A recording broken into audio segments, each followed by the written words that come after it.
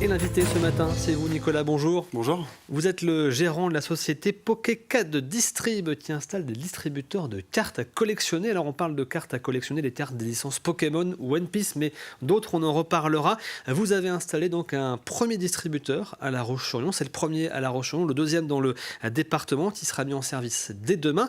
D'où vous est venue l'idée de proposer ce concept en Vendée justement?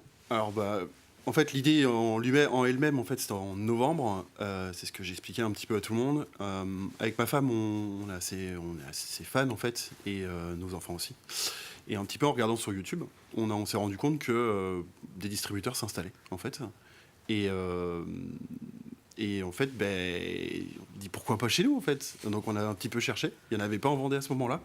Et du coup, on est parti là-dessus. Mais ça a pris du temps, parce que le temps de créer la société, le temps que la banque nous suive, bien sûr, et le temps aussi de trouver un emplacement. Et c'est la chose la plus compliquée. Du coup, quand une entreprise n'est pas créée, concrètement, on va voir les gens, on leur dit on a besoin d'un emplacement. On s'est fait fermer des portes, ce qui est normal. Et puis, on en a ouvertes. Et là, arrivé le distributeur aujourd'hui, du coup. Vous l'avez dit, c'est né de votre passion. Vous êtes vous-même collectionneur de cartes et donc vous avez choisi de créer cette société parce que ce n'est pas du tout votre activité à la base professionnelle. Pas du tout, non. Vous êtes dans quel secteur Alors moi, je suis artisan électricien et climaticien, du coup de base. Donc c'est pas du tout mon secteur. Et là, c'est vrai que on voulait faire quelque chose ensemble avec ma femme. Et du coup, cette société est venue, notre idée en fait de Pokécad distribuer, en fait, tout simplement. Alors concrètement, qu'est-ce qu'on va retrouver dans ce distributeur? Alors moi, je ne suis pas du tout connaisseur pour le coup. Je connais les licences, mais pas forcément du coup le système des cartes. On retrouve quoi dans un distributeur de cartes exactement? Alors celui-là, en fait, il est assez petit en fait. On voit qu'il y a un écran en fait directement dessus. On en a d'autres qui vont arriver. Où là, concrètement, c'est comme un distributeur de boissons, on voit ce qu'il y a à l'intérieur. Donc ce qu'on va retrouver à l'intérieur, ça va être des boosters, en fait, donc principalement Pokémon, du coup, en français, en japonais, en chinois et en coréen, du coup, qu'on peut avoir. On va trouver aussi, du coup, du One Piece, en français et en japonais. Il y aura des licences qui vont arriver, on aura du Lorcana qui va arriver, donc ça c'est Disney, en fait. Et la dernière licence aussi, on aura du Magic, aussi, qui sera dedans. Quand on parle de booster, c'est un sachet avec plusieurs types de cartes, c'est ça? Voilà, c'est un sachet où il peut y avoir entre 5 à 10 cartes. En France, c'est 10 cartes, les françaises. Et au Japon, c'est 5, en fait, tout simplement. Et donc le marché, il y a une telle demande sur ce marché des cartes pour qu'il y ait nécessité d'avoir justement des distributeurs automatiques? On a une grosse demande qui fluctue depuis en fait, le Covid, concrètement, comme beaucoup de choses. Voilà. En fait, quand on a des sorties en Pokémon, on a une sortie à peu près tous les 1 à 2 mois. Tout dépend. Et dans les magasins traditionnels, centres commerciaux ou magasins de jouets, en fait, le jour de la sortie, il y a beaucoup de monde qui vont le chercher. Et en fait, au bout d'une semaine, voire une semaine et demie, grand maximum, il n'y a plus rien. Et là, en fait, sur le département, on n'avait pas d'autre alternative, en fait. Et l'alternative du distributeur, en fait, c'est que nous, on arrive à le réapprovisionner, en fait, quasiment tous les jours. Et en fait, il y aura tout le temps du Pokémon. Alors, tout le temps du Pokémon, il n'y aura peut-être pas tout le temps du français, parce que c'est le Pokémon français, c'est le plus dur à avoir. Mais vous pourrez retrouver, bien sûr, du japonais, du chinois et du coréen, qui cotent assez et qui sont très, très belles pour les cartes chinoises. On a un côté brillant qu'on n'a pas, en fait, sur les cartes françaises, qui fait qu'elles sont vraiment très, très jolies.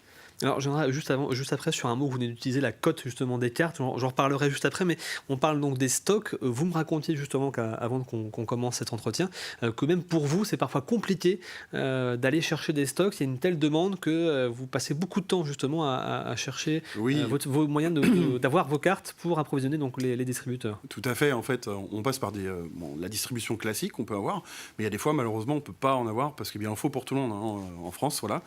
Faut savoir qu'il y a à peu près entre 150 et 170 distributeurs qui ont été installés, plus après les gens qui font de la revente aussi sur des sites d'enchères comme Vogt ou Whatnot, en fait, qui sont spécialisés là-dedans. Et du coup, on est obligé de passer par d'autres biais pour pouvoir trouver en fait du booster. Parce que nous, c'est ce qui nous intéresse, c'est du booster pour pouvoir les mettre dans le distributeur.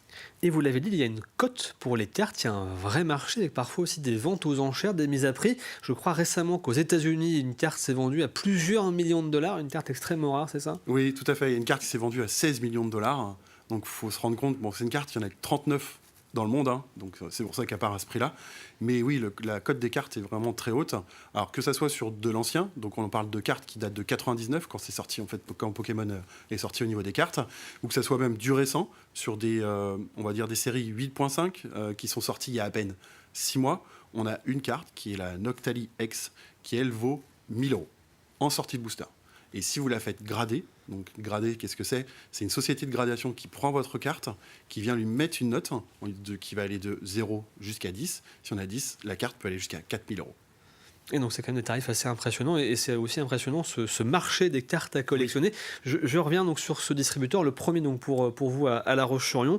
Vous avez déjà en tête un nouveau projet, un deuxième distributeur à venir dans le département? Oui, tout à fait. Donc on a déjà commandé un deuxième distributeur parce qu'il faut s'y prendre un petit peu à l'avance. Il nous manque plus que l'emplacement. Donc si quelqu'un, un centre commercial ou autre est intéressé, je passe ma petite pub. On est ouvert à toute suggestion en fait, pour venir l'installer.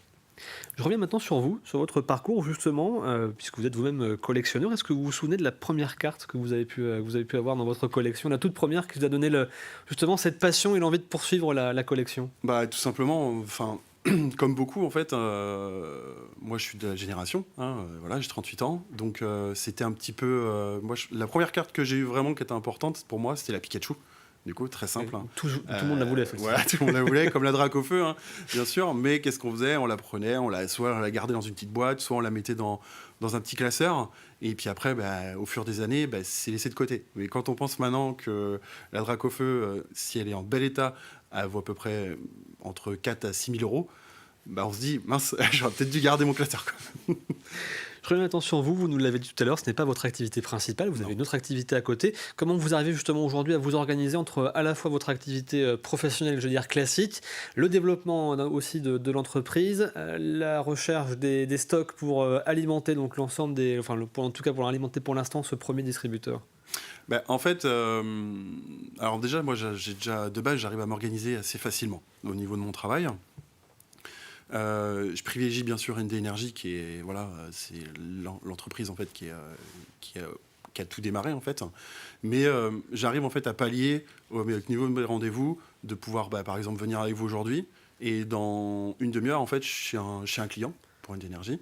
Et puis fin de matinée, je retourne voir le distributeur pour pouvoir faire les derniers préparatifs. Voilà, j'essaye de m'organiser comme ça assez facilement. Après, le remplissage du distributeur va se faire souvent le soir, en fait, à partir de juste avant la fermeture en fait du Carrefour, du coup, pour pouvoir en fait le remplir quand il y a besoin, tout simplement.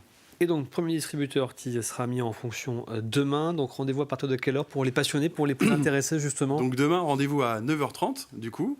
Et pour les 25 premiers qui seront là, les clients, il y aura un booster, en fait, qui sera offert, du coup.